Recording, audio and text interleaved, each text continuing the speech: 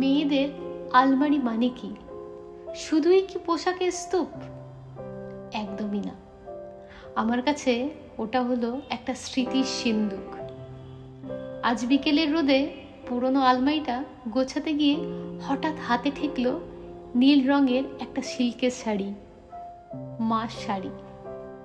মা বলতেন, সব কথা মুখে বলতে নেই রে, কিছু কথা কাপড়ের ভাঁজেও লুকিয়ে রাখতে হয়। শাড়িটার গায়ে এখনো সেই চেনা গন্ধটা লেগে আছে। ছোটবেলায় যখন খুব ভয় পেতাম, মায়ের আঁচলটা শক্ত করে ধরতাম।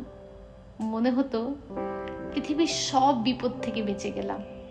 আজ বড় হয়ে গেছি, এখন আর কারো আঁচল ধরা হয় না, কিন্তু এই শাড়ির সুতোগুলো যেন আজও আমাকে সেই পুরানো দিনের সাথে বেঁধে রেখেছে। আসলে কিছু কিছু জিনিস কেবল বস্তু নয়, তারা আমাদের জীবনের এক একটা অধ্যায়। আমরা হয়তো অনেক দূরে চলে যাই, কিন্তু স্মৃতির ওই অদৃশ্য সুতোগুলো ছিঁড়ে যায় না, থেকে যায় মনের মণিকোঠায়।